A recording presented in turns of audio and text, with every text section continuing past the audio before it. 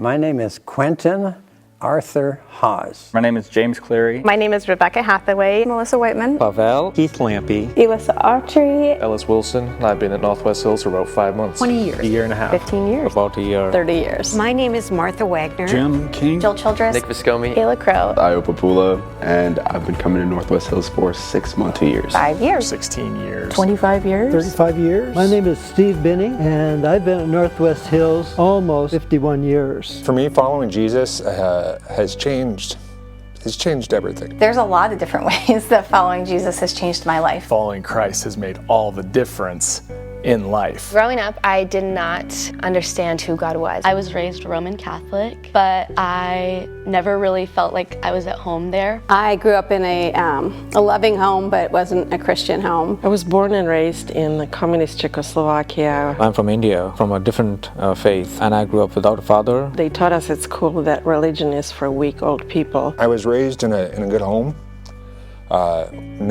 We didn't do a lot with church. My parents adopted me at birth from a birth mother who made it clear that I was a mistake and she did not want me. I struggled until early adulthood with the pain of my birth mother's rejection of me and her abandonment of me. I wanted to live my life for me. I was chasing things that we thought that we needed and we wanted in this world. I got arrested, went to jail. I was diagnosed with anorexia nervosa.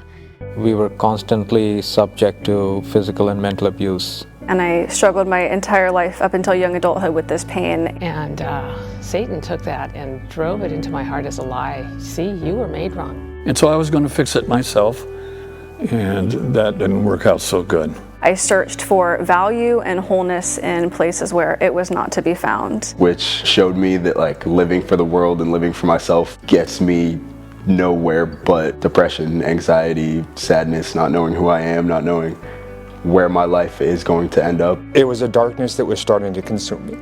I felt like my whole world was falling apart. And I remember thinking, I don't know how we're doing this. And I was just asking God, why me? I shed quite a few tears. I was really not sure if I'd ever feel joy again. And Somewhere in the midst of that, I met two Christian girls from Crew. I had some good friends that invited me to a Young Life camp. I was sitting there in church one day. And I started to pray. We need to pray about this. I remember praying and just saying, God, what are you doing? Jesus, help me. I didn't know what else to say. Jesus, if you are real, I give all of that I'm going through, I just give it to you. and God drew me back to himself. I felt like he was meeting me right where I was in that moment. I just started bawling. Hearing God actually say to me, I love you, and I love you right where you're at. I'm with you and I care about you. Trust me, trust me. Be patient. God took those initial circumstances and created this pathway of like, look what good I can do. And at that moment, I knew it was from God. I'm very thankful that the Lord put someone in my life that could just tell me how it is. God can use anybody. The words that you speak to people, you never know where they're going to go. They said something very profound that I will never forget. They said, we will walk with you. That's how we ultimately fulfill this mission of love Jesus, live like Jesus, make him known.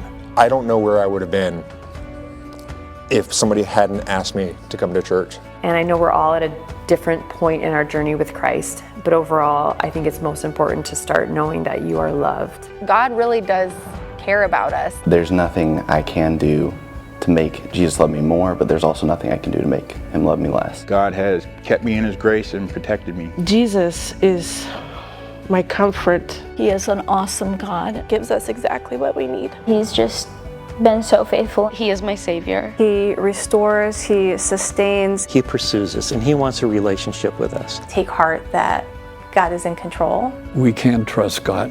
The one thing that is better than anything else. And that's the only thing I have. I have faith in him. I have nothing else. I must truly be a beggar because I have nothing else. And I must be the richest man alive because I don't need anything else. And at the end, Jesus was worth it all.